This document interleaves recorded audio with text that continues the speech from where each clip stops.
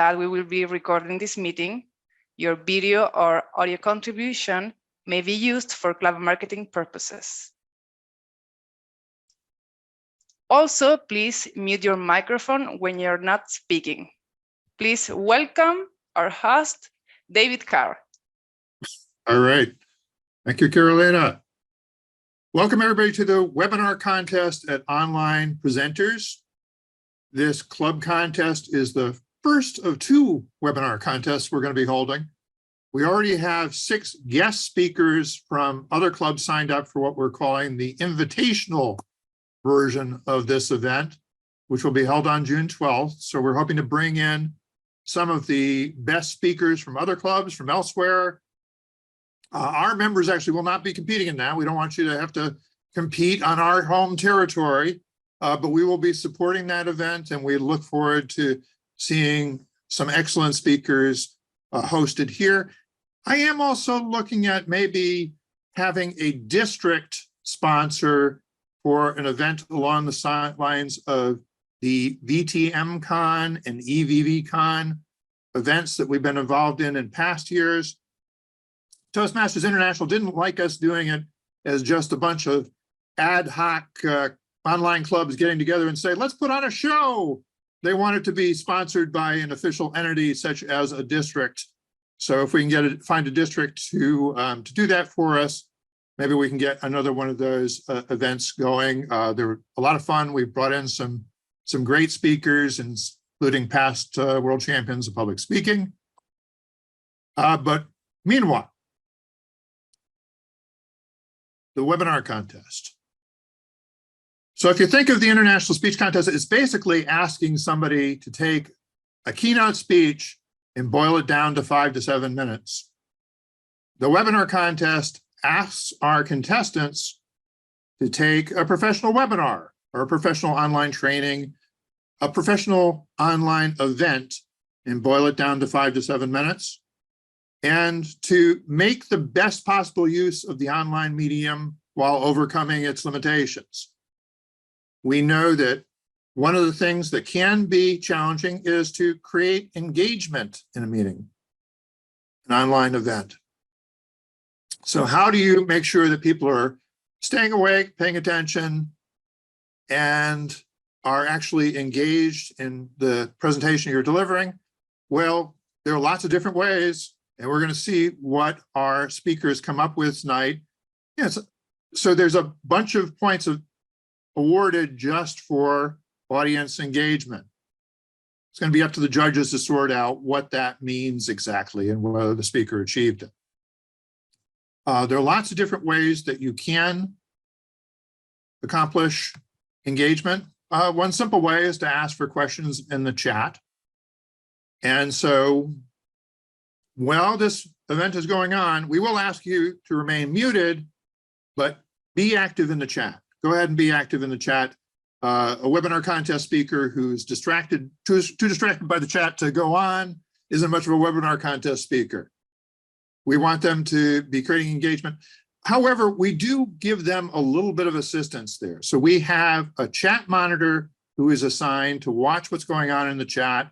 If there are questions posted, she can relay the top questions to the speaker. Playing that role tonight, we have Online Presenters Royalty, Angela Heath, who not only won this contest at 2 different levels, but she also won the more official World Championship of Video Contest Speaking. There's a Toastmasters International Video Contest. She won that and was recognized at the International Convention last year. So she knows what this takes to win, and she's going to assist our contestants with having the best chance at doing that. Now, the speaking order has been determined in advance. The speakers will be number 1, Sonny Fridge, number 2, Graham Cairns, number 3, Toru Maruyama, number 4, Jim Barber, and number 5, Andriy Smolenko. Let's see. Now I think it's time for me to introduce our Chief Judge, Joni Laidlaw, who will let us know about the preparations that have been underway to qualify our judges and discuss a little bit more about how the contest will be conducted. Joni. Thank you for that, our contest chair. The judges have been briefed. We will be using the Toastmasters website as the way to actually have our ballots counted. So not only is it online as it relates to the overall experience, but also online as it relates to the judging. Our judges have been briefed and are ready to proceed. Hopefully all our contestants are ready to go. Back to you, David. All right. And just for the benefit of the folks who are assisting me, when the speakers speak, let's let Zoom handle the video order. I guess I would encourage audience members to put it into speaker view, but let Zoom manage the order so that we make sure that the timer does remain visible, rather than doing anything too fancy with spotlighting and that sort of thing. So we are, I believe, ready to begin. We will observe an order where I will read the contestant's name and their speech title, contestant's name.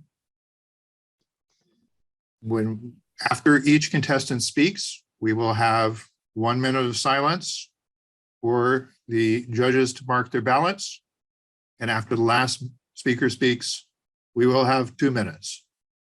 It's not great TV to have all that silence, but we're trying to make sure that the judges do have the time that they need to compose their thoughts and cast their votes.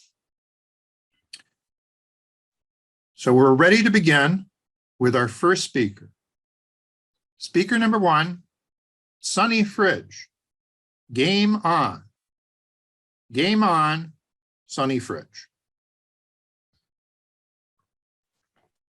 Hello, everyone. I hope you are ready to get your game on. Raise your hand if you've heard of Udly. A few of you have. Well, I have been enamored with a game called Spin-A-Yarn, and I'm going to tell you about it in just a moment. But first of all, Udly, if you haven't heard, is your personalized speech coach, and it provides you real-time, actionable, and judgment-free feedback anytime you speak. Of course, you're Toastmasters. You probably know that 2 out of 3 people are afraid of public speaking.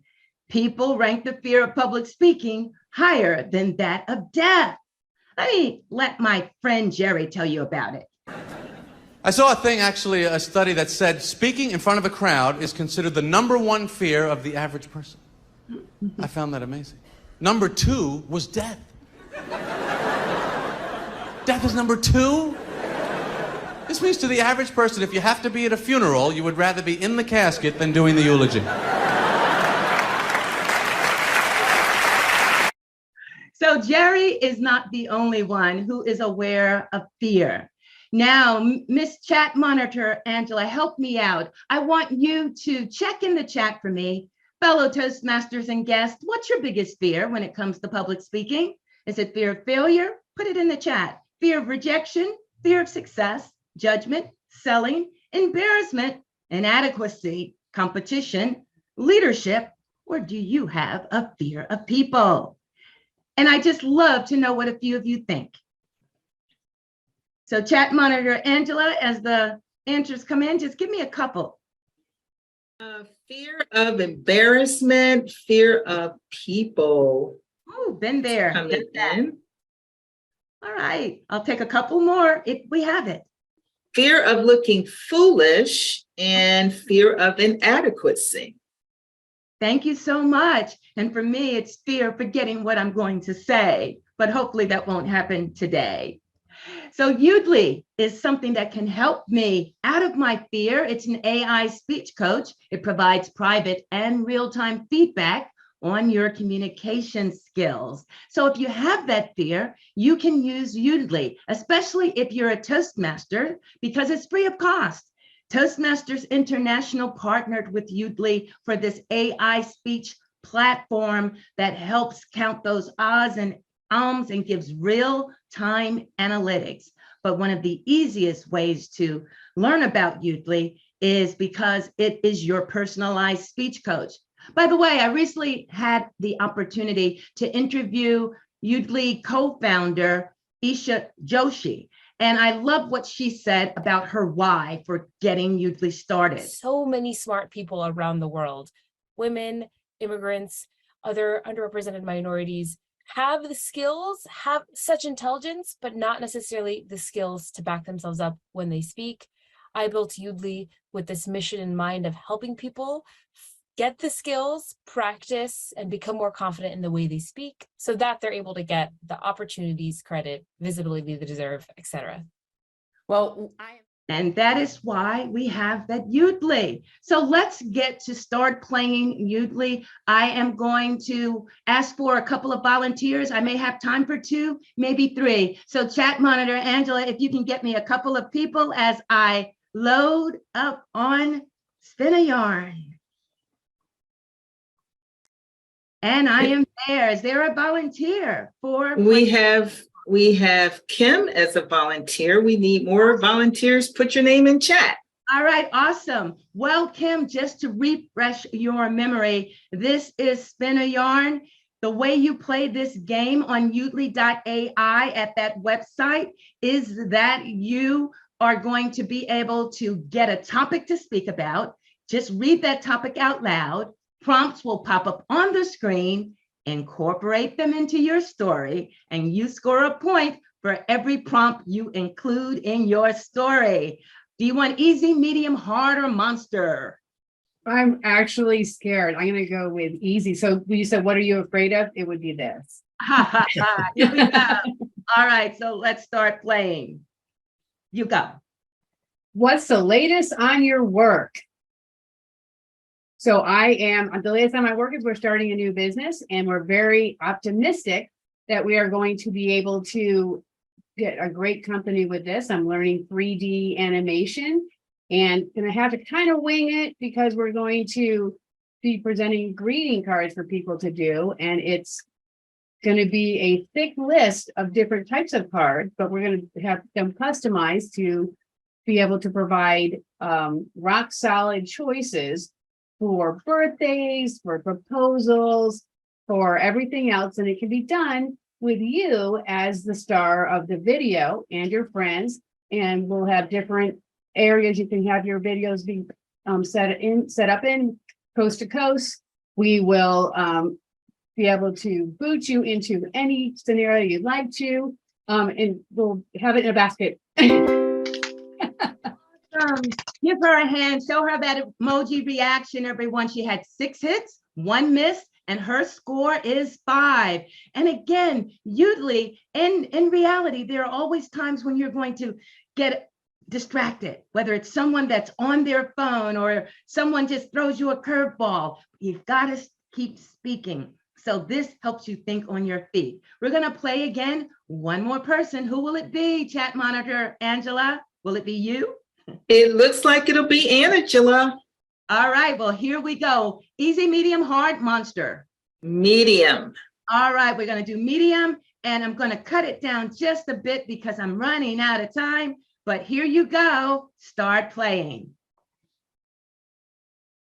The thriftiest life hack is to not pay for anything. Name brand clothes, get them from the secondhand store. You don't have to worry about, especially scarves. I just got a Coach scarf for like $2. You know, it's as easy peasy as breathing air when you go to the local thrift store. Bathrobes, they have them too. 50 cents is what you can do. Boom, in 30 seconds. In 30 seconds, she had 4 hits, 0 misses, and a score of 4. Thank you both, Kim and Angela, for playing. Remember, if you play Spin a Yarn every day, you're going to learn to think on your feet, beat fear at its own game because our Toastmaster founder, Ralph Smedley, said we learn best in moments of enjoyment. Back to you, Toastmaster of the Day. Thank you, speaker number one, Sunny Fridge. Timer, please give us 1 minute on the clock. Ta-da, the time for dead air is over. The time for speaker number two has arrived. Speaker number two, Graham Cairns.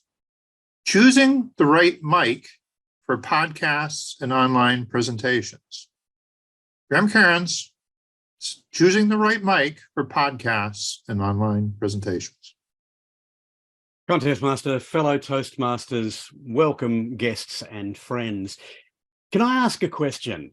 Who here is happy with the way that they present on online meetings? You're happy with the way that you sound? Can I get a show of hands? Yeah, got a couple of people saying okay.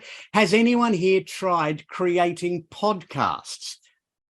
There is, in fact, a Toastmasters project which allows you to create podcasts, and it is an awful lot of fun. Well, I should give you a bit of background before I go too much further and say that I have been working in radio for 40 years, but I have been working in podcasts only for the last 5 or so. I do a twice monthly podcast with a fellow Toastmaster called History Tarts, where we look at history. But I'm also a member of 4 Toastmasters clubs, which are either entirely online or hybrid. And so I spend a lot of time in online meetings, and I suspect you do too. And I think one of the things that we all too often ignore is how important the audio is in our meetings, in our podcasts, in our presentations. So over the next 5 minutes or so, I'm going to be talking about the various sorts of microphones that you could be using for online presentations and for podcasts. I'm going to be talking about 7 different types of microphones, and you may not believe it, but there are in fact 7 different types of microphones being shown here. And I'll be talking about the benefits and the disadvantages of using each. Let's start with the simplest form of microphone.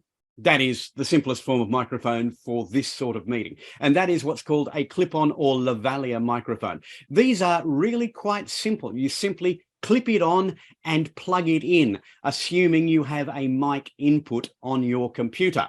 So most laptop computers have the ability to plug in a microphone. Most desktop computers have the ability to clip in a microphone. And these sound really good. There is one disadvantage to them, of course, in an online environment. You can't move around too far because you are literally physically connected to the computer. There is a solution for that, and we'll get to that later.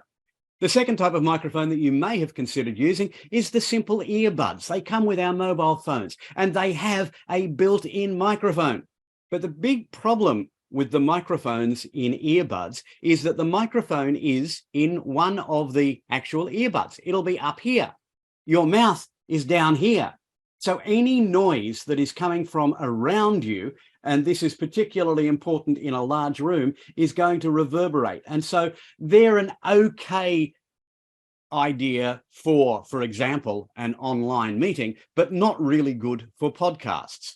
The third, and this is the microphone that I am currently using. I don't know whether you'll be able to see it. Yes, you can. This is my Rode NT USB microphone. This is a beautiful microphone. It plugs straight into any computer that has a USB connection. That's the one advantage to a USB microphone. You don't need an adapter to get it to work into your computer, and they sound really good. My favorite microphone is my Yeti Blue. I mentioned that I do podcasts. I mentioned that I have been a journalist online for 40 years. What I didn't mention is that I also run a small voiceover business, and that microphone is in fact the microphone which I use for my voiceover business. I have it in a little soundproofed box, and I record videos, radio commercials, lots of YouTube explainers, and that microphone I use. But I also use it for podcasts because this microphone has one advantage over almost any other sort of microphone, and that is you can switch it from having it just coming in through the front or just coming in through the back or coming in all around. Or for podcasts, I have a front microphone and a rear microphone, and both of those can operate at the same time, which means I stick that on the desk between me and my podcast co-host, and we each get really good audio. Of course, if you want really good audio, then you've got to really step up. For example, the Shure here, this is the SM7B. It is a beautiful microphone. This is the microphone of choice of professional podcasters. The Joe Rogan types use this sort of microphone, and they sound magnificent. But of course, the disadvantage is that there is a cost. If you've got any questions about the cost, for example, or the uses and otherwise of these, please put them into the chat. I mentioned before that the lavalier microphone, the clip-on microphone, has the disadvantage that you can't move around very much. There is a solution. This is a wireless clip-on microphone. You'll notice that it comes with an adapter which has a USB-C connection. So assuming you've got a laptop with a USB-C connection, and most laptops today do, that receiver simply plugs straight into your laptop or your mobile phone for that matter, and you don't need to worry about having any software, any mixing. It just works, and it works remarkably well considering the price. If you're going to use a clip-on microphone, this would be my choice. This is the one which one of my hybrid club uses. It's the Rode Go. It is a truly extraordinary microphone. It clips on, you get up to 70 or 80 meters of crystal clear reception. You have one that clips onto the speaker, the presenter, and one that clips into your laptop or PC, and it just connects directly. And again, you don't need any software. So, do I have any questions? You have one question, and that question is for Yeti. Do you need headphones for it? No, you don't need headphones, but you can plug headphones into it. And the advantage of plugging the headphones in is you can actually hear what the audio is going to sound like as it is recorded. You don't need that, but it works well. One question that wasn't asked, but I think I should answer, is the cost. I mentioned the lavalier. That's cheap at around $15. These are Australian prices I'm talking about, so you can reduce that to $10 in the US. The earbuds, again, you can get from around $15. The Rode, the NT USB, which, as I say, is the one that I'm currently using, about $150 Australian, so probably about $120, $110 US. The Yeti Pro, my favorite microphone, that's about $300. The Shure SMB, yeah, there you're going to pay somewhere between $500 and $1,000. But if you're a professional podcaster, it's worth every penny. I see that I have a red line, but if you've got any questions, put them into the chat. I'll try and answer them later. Mr. Contest Toastmaster. Thank you, sir. Thank you, speaker number 2, Graham Cairns. Timer, maybe we once again have 1 minute on the clock. Can I ask you a question, David? Yes, sir. The topic has to be related to the IT things, or can No. I?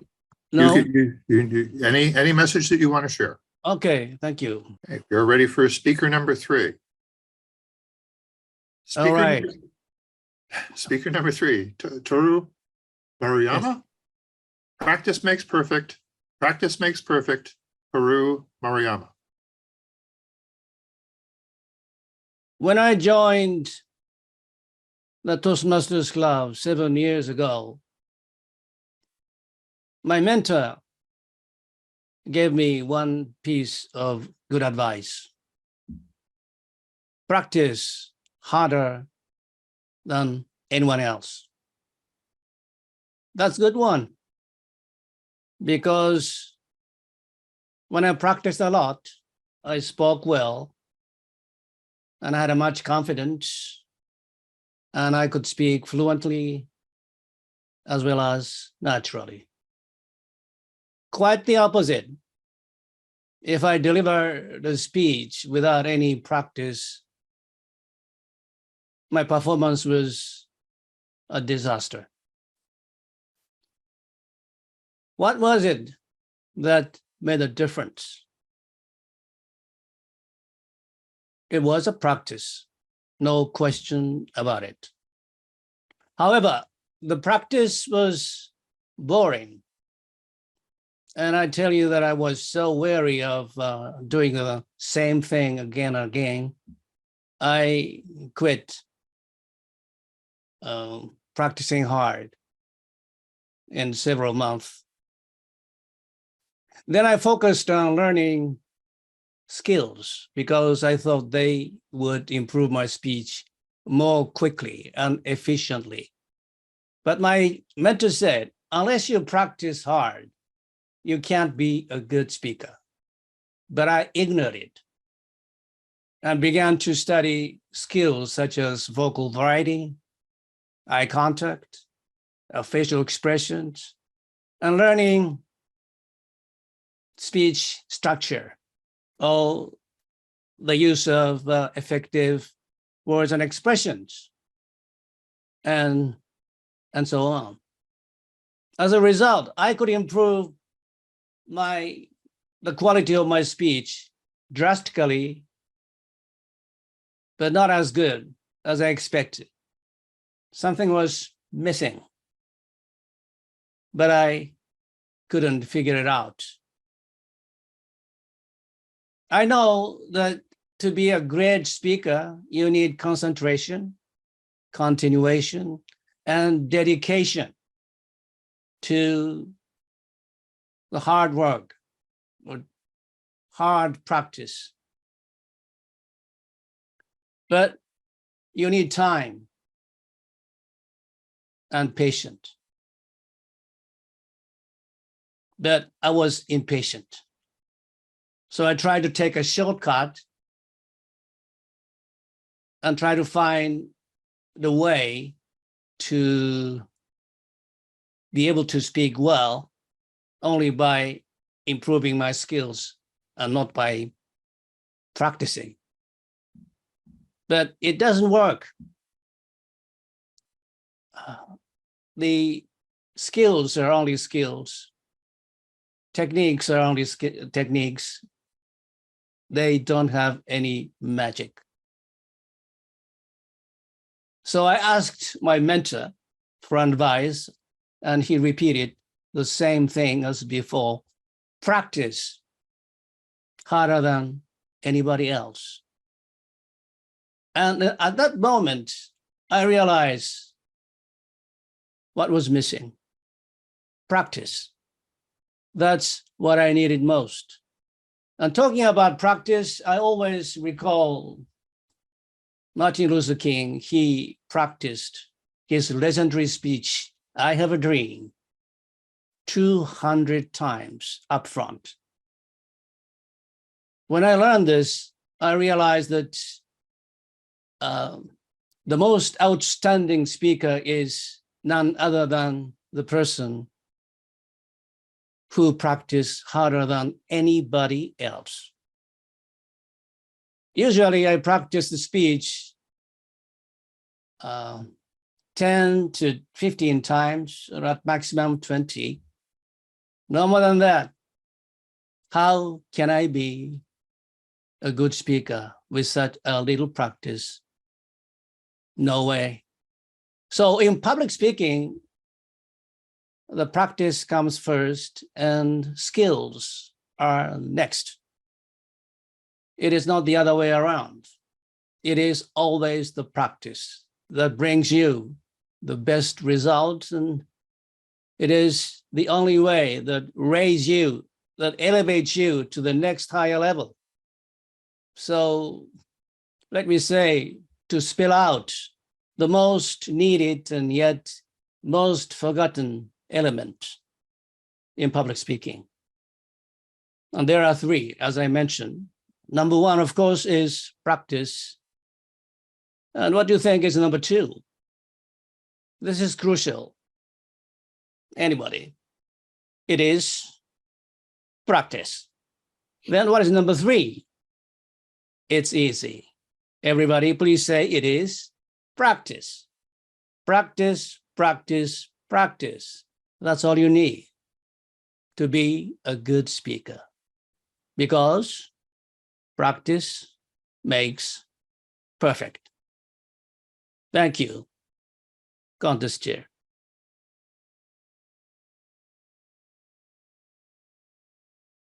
Thank you, speaker number 3. Timer, once again, 1 minute on the clock. All right. We're ready for speaker number 4. Jim Barber. Make a living, make a difference. Make a living, make a difference. Jim Barber. Thank you, Mr. Contest Master.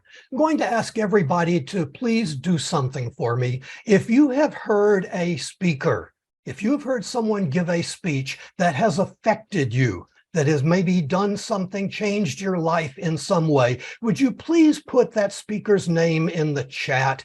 I would like to see who has been affecting the different people that we have here tonight. While you're doing that, the reason that I'm asking is that many people harbor a secret desire to be a professional speaker themselves, but they don't know quite what to do. So David said that we're going to compress a long webinar into 5 minutes. I'm going to do that tonight. I'm going to tell you how to be a professional speaker in 5 minutes. Now, let me rephrase that. I'm going to tell you in 5 minutes how to be a professional speaker. Actually, being a professional speaker takes a little bit longer than 5 minutes. The way to become a professional speaker, first thing you need to do is memorize 10 words. You need to commit them to memory. You need to get them etched on your brain. They're simple. They're right here. I am not a speaker. I am a problem solver. Very simple. The problem is people don't hire speakers. They either hire celebrities or they hire problem solvers. If you want to be a celebrity, that's a different webinar. I can't help you with that. But if you want to be paid to be a speaker, then you need to remind yourself continually that you are not a speaker, you are a problem solver. That leads you to the next step, which is to answer the 3 questions: what, how, and who. Not in that order, though. What, who, and how. What is the problem that I'm solving? Who has the problem that I'm solving? And how am I going to solve the problem? Is it going to be with a keynote, a training program, a webinar, consulting, coaching, whatever? Whatever you're going to do it, however you're going to do it, what is the problem? Who has the problem? How are you going to solve the problem? If you can answer those 3 questions, you are well on your way to making money as a professional speaker. The question is, of course, how much money? You can make a lot of money as a professional speaker. It depends on how you answered the 3 questions from before. If you are solving little problems, you're going to get paid a little amount. If you are solving big problems, you could get paid a big amount. Put it like this: if there's an organization that has a problem that's costing them, let's say $1 million a year, and you have the solution to that problem, and by solving that problem, you can save them $1 million, would they pay you $10,000? Would they pay you $20,000? Would they pay you $50,000 to hear your solution? You bet they would, and they would think it was a bargain. So you can make pretty much whatever you want to make, as long as you are worth it. Okay? Solve big problems. The next step in being a successful professional speaker: do not be a gazelle. The problem with the gazelle philosophy is that gazelles who get outside the herd, who leave the crowd, those gazelles get eaten. And so gazelles don't like to leave the crowd. That is death for a professional speaker. Professional speakers must stand out from the crowd. You can't be a gazelle. You've got to stand out from the crowd. And this involves understanding, recognizing, and capitalizing on your uniquenesses. Determine what it is, what is different about you that nobody else has, and capitalize on that. Don't be a gazelle, be a successful professional speaker. The final thing, the final step is get help. You cannot do this by yourself. You cannot do this, as good as it may be, from a 5-minute webinar. It's impossible. You need to get more things. Now, of course, there is a wealth of resources out there. There's many of them. They vary in quality, they vary in convenience, they vary in price. I have one that I can recommend for you. It has both good news and bad news. It's called Pro Speaker U. Pro Speaker U offers community support, it offers growth resources, it offers promotional opportunities, all geared specifically for professional speakers. But there is a bad news item part to it.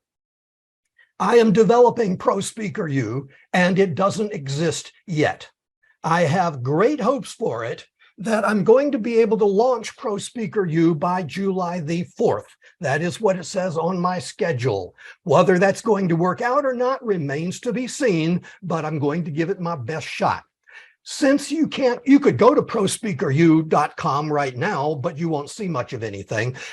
But if you'd like to keep track of what's going on with Pro Speaker U, I thought about asking you to subscribe to a newsletter or an announcement blurb where I would keep you posted. You don't need more things in your inbox, and I don't need to spend the time sending out newsletters. I need to focus on Pro Speaker U. So I've created a Facebook page, facebook.com/pro.speaker.u, and all it is it's a status report on how Pro Speaker U is coming along. And so if you're interested in making a difference, making a living doing it, and having fun at the same time, check out facebook.com/pro.speaker.u. And that's it, how to be a pro speaker in 5 minutes. The reason that I'm doing this is the next time that somebody asks which professional speakers have affected you, I would like to see your name come up on that list. Mr. Contest Master. Thank you, speaker number 4, Jim Barber. This brings us to our final contestant after our 1 minute. I'm sorry. Timer, please give us a minute on the clock. Okay. Now we really are ready for speaker number 5. Speaker number 5 tonight is Andriy Smolenko with Facebook Live. Facebook Live. Andriy Smolenko. Mr. Contest Chair, fellow online presenters, Toastmasters, the purpose of this webinar today is very short, brief, and straight to the point. For me to share a few pro tips on how I do Facebook Lives and for you to learn how to do it in few easy, simple steps. I'm sure many of you already heard about that Facebook feature that lets you, as the user, to broadcast live your video to millions and probably billions of people around the world. And I have a feeling that quite a few of us already use that feature. If you could just show me by raising your hands up if you ever done the Facebook Live on Facebook yourself. I want to see who's done it, and some people have, and at the same time, some people still here and they want to learn. Well, this is exactly what I'm going to do today. I encourage you throughout this webinar, please type in your questions in the chat box, and I will do my best to answer them in the end of this presentation. Interestingly enough, that's just 82% of people on Facebook would rather see live presentation instead of just a normal ordinary post. And it's no matter how interesting that post is. And look, let's start with the simple thing. Facebook Live is the feature that Facebook introduced in 2016 that lets you, the user, live stream directly to the whole social network. I really like it because I've done it for a few years. And why me? Why are you listening to me? Because I run my business and I've done it for about 16 years. I'm a debt advisor and helping businesses to write off their debts. So mostly for business purposes, I use it on a regular basis, once a week, and broadcast to my clients and to the live audience. Been really, really helpful and helped me to engage my existing clients and bring some more. And how we do it? Just in few simple steps. When you go on your Facebook page, your simple profile, you'll see in the post live stream. You click on that button. Then I would personally recommend you using your mobile phone instead of your laptop or computer. It's much more easier. There are less distracting things to do. You get straight to the point. Choose live video. Then it will get you to the next screen where you can choose to which audience you're gonna do your live stream. Public, friends, and so on. I normally do it to the public because I want to engage more people, get more clients into the business. Then next, what you're going to do, then you choose the name, bright, straight to the point name of your webinar or the title. For example, how to create $1 million in 1 minute, or in my case, how to write off debts of your business in 3 easy steps. And then hit the button and you're live. During your Facebook Live, you can see yourself on the picture. You can see how many people watching you. People can make comments. They can like or even dislike your video.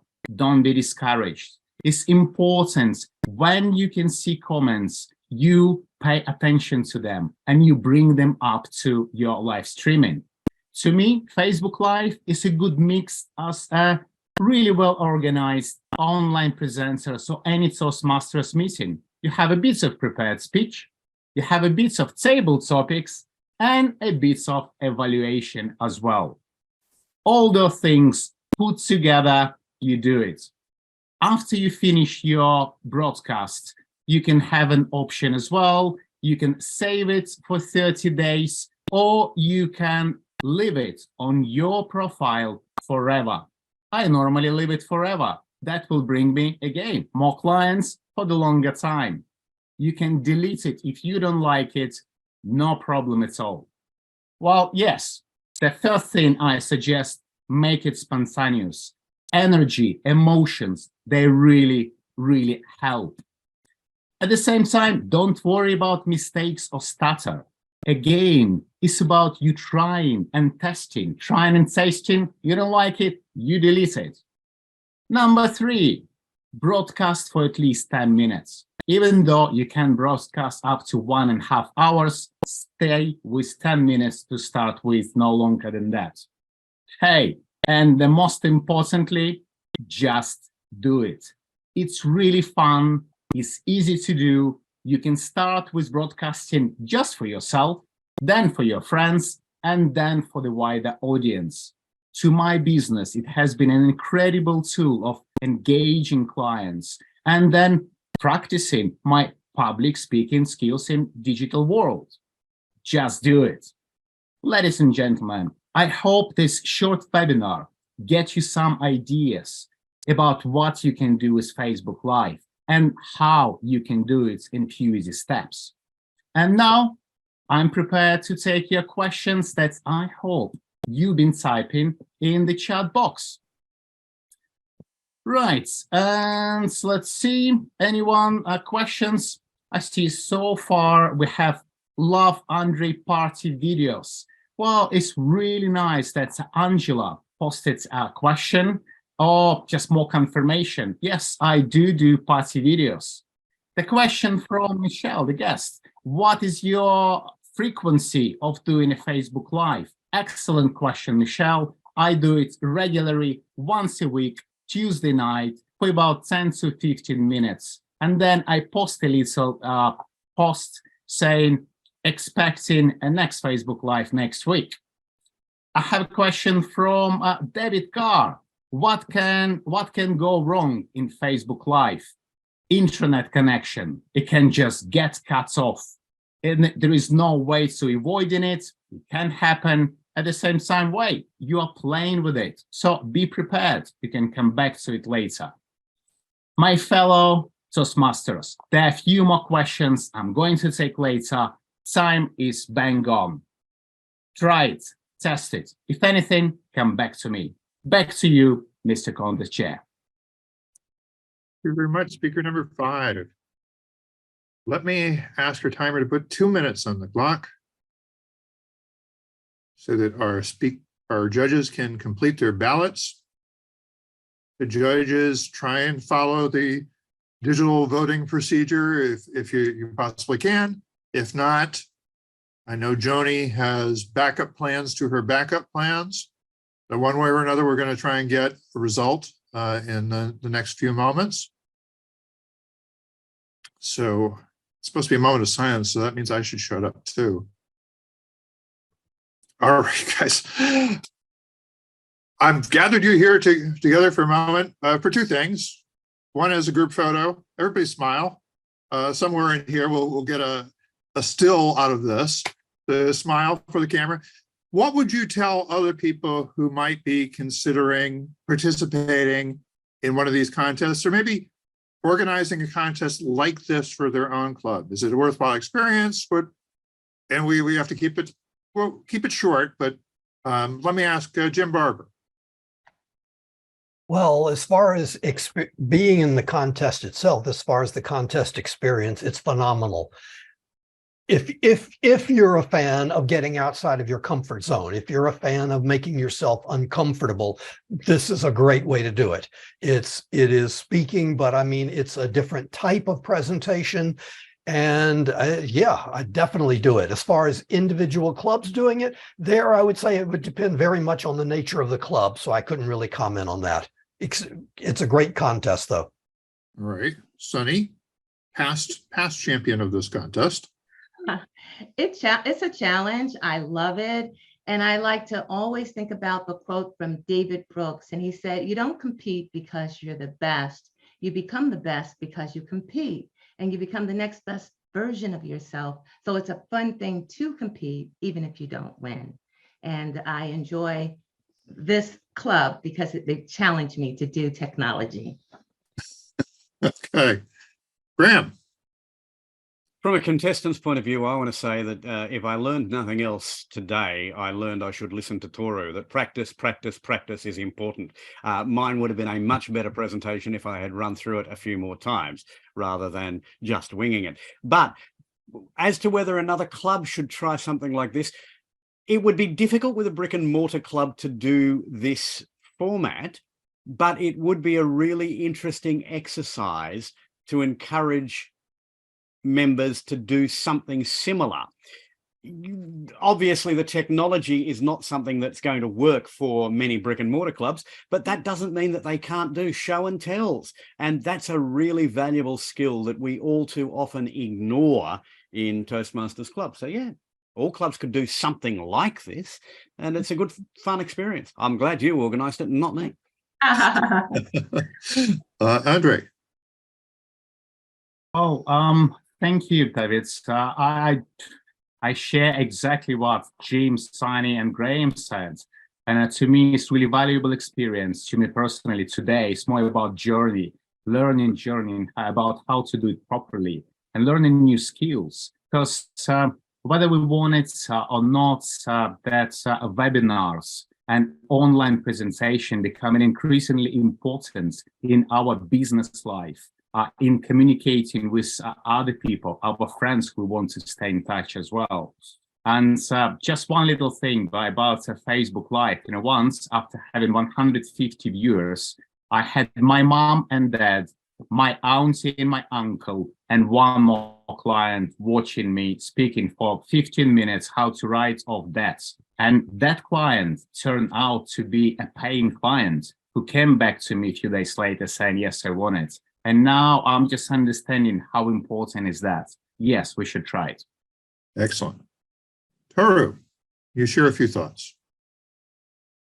Okay, I think that the speech contest in any kinds, in any level in Toastmasters, is the best opportunity to improve your speech and motivate yourself to elevate yourself to a higher level. And you can learn the best thing, and you can learn by yourself, not just getting a feedback, but by yourself. And if you collect those experiences, is going to be my treasure for improving and motivating me to continue this endeavor. Thank Wonderful. you. One other question I had was the rules of this contest. Well, we just made them up. Okay, so any feedback on the rules or the format or things that we ought to consider changing? Maybe I mentioned that there is another edition of this contest coming up, and it's a couple of weeks out. So if we wanted to announce any changes in the rules or the scoring or any of that, we probably should do it sooner rather than later. Any thoughts about things that we might or ought to change? Anybody? The only issue I would suggest, and I don't know that we can change it because I agree that like a World Championship speech is a keynote brought down to 7 minutes. I found it very difficult to take this presentation and bring it down to 7 minutes, particularly if I was going to allow time for questions. I could have added easily another 3 minutes for questions, but that's my fault, not the contest fault. I don't know, perhaps consider 10 minutes rather than 7, but maybe it's a good discipline that we need to learn. Well, I will tell you, and some people here might not know this, but the first one we put on was 6 to 8 minutes. We just said we'd allow an extra minute to try and build in that time for interaction. And then I think we did one that was 3 to 5 or something, because we were trying to cram more into a big event, one of the VTM-Con events. And so that was, it's all unreasonable, right? We're making unreasonable demands on you and seeing how well you can rise to the challenge of meeting those unreasonable demands. And I think we're probably going to stick with 5 to 7 just because of the amount of elapsed time and wanting to have more people. There is one issue. I don't see our chief judge is back. I think she's going to announce herself with quite a bit of fanfare when she is ready. But we have, for the invitational version of this contest on June 12th, which is only open to guest speakers. Online presenters aren't going to be participating in that except as judges and functionaries, because we want to make sure that people feel like they can compete on a fair playing field. Right now we have 6 entries, and the idea is that they're going to submit a video sample that we'll use to whittle it down. If we get 10, 12 entries, we're going to have to whittle it down to what we can do in one night. And right now I'm thinking it will be limited to 6, but I'm thinking of letting it maybe go to 8. 8 people who would be selected, which would make it, for a longer contest, potentially a longer night, past our usual bedtime. But anybody have an opinion on that? Should we increase the number? Of course, we're almost at our normal meeting end time with 5 speakers. We thought we were going to have 6 tonight. So any thoughts on whether we should stick with 6 or? 6 is good for now. Yeah, I think that's probably the best decision. And I have a suggestion, David. Yes, sir. Perhaps, to me, perhaps if we could do a little intro as well. I understand we're trying to do it in the official Toastmaster style, saying the speech title and then going to the speaker. perhaps we could widen it up a bit and give a little bit of introduction, very short and brief, about the whole idea of the, say, webinar the speaker is going to present. One of my mentors on these issues is a fellow named Jim Barber, who said, you know, one of the reasons the Toastmasters rules exist is to try and keep things as fair and even as they can. And one of the ways you do that is by having a formulaic way of introducing the speakers. And I think I fumbled it a little bit tonight, where it was supposed to be speaker name, title, speaker name, and I got that slightly wrong at least once. But I have to hold myself back to not try and make some wisecrack about the last speaker's speech, because, you know, as officials of the contest, we're not supposed to be saying anything either way, whether we liked it, didn't like it, anything like that. That's supposed to be for the judges to sort out. So I think that's the reason why having the contest master give a longer intro of your speech would have some hazards to it, some moral hazards to it. A couple of years ago, there was a World Championship of Public Speaking contest where one of the contestants had a title for their speech which ran about 25 seconds. And it was He won. It was amusing at first, and then it became hilarious when it had to be repeated the second time. And that speaker had the audience already laughing before they began. I've noticed it hasn't been done since, I suspect, because that would be discouraged. And so, yeah, I agree. I don't know if it would be funny the second time, but it was hilarious the first time. It was. Yeah, I'm actually comfortable with, for a contest, in a club meeting, I would have expected a bit of the preamble that I did about, you know, being a journalist for 40 years and doing podcasts. I would expect that to be in my intro for the Toastmaster to read. But for a contest, yeah, I'm actually comfortable with name, title, name. Okay. I did want to mention one thing real quick, is that we do also have more of a conventional contest happening at this club, a humorous speaking contest that's coming up on May 22nd. So we just have one regular meeting and that coming up. I'm not sure who we have signed up for that just yet, but hopefully we'll get some people. And one of the reasons we're doing the humorous speaking contest is that I know my home district decided not to do a humorous speaking contest because they were conducting it online and they thought you couldn't be funny online. So we're giving you another chance to challenge yourself to show that humorous speaking is possible in the online format. But let's see. I believe our chief judge is ready to announce the results. Joni, I'm not quite sure.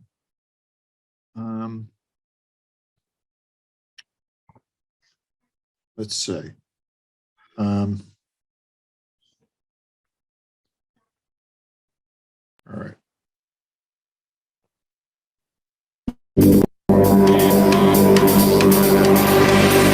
Ladies and gentlemen, are you ready?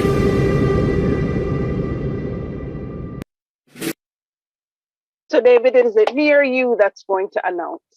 You're going to announce, Joni. I'm just addressing. All right, awesome. And in first place,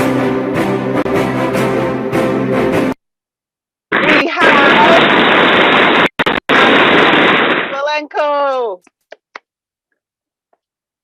In second place,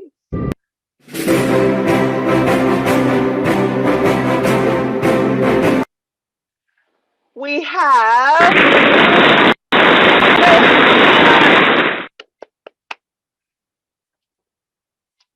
and in first place,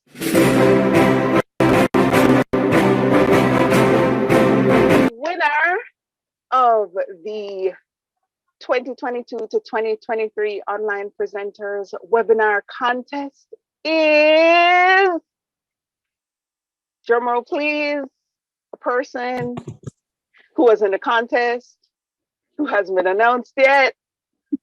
Congratulations,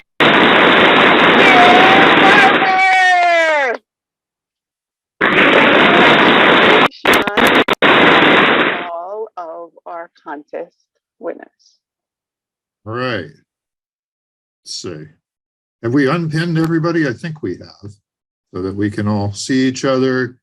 Congratulations to all the winners and everybody who participated in the contest for making this a contest. And so wonderful for all of you. Our VP of membership will probably be pestering you a little bit to see if you could join our club, because this is part of our evil plan to bring in more guests to our club. But hopefully we're doing something worthwhile along the way. And we do have the invitation for your members who are excellent online presentation experts to test their skills in our upcoming contest on June 12th. So, is there any other business, or, you know, we just chat for a few minutes, but, well, actually. Shameless plug me back for the huge, big one. We should do actually spotlighting the top three. Yeah. And we get them and in a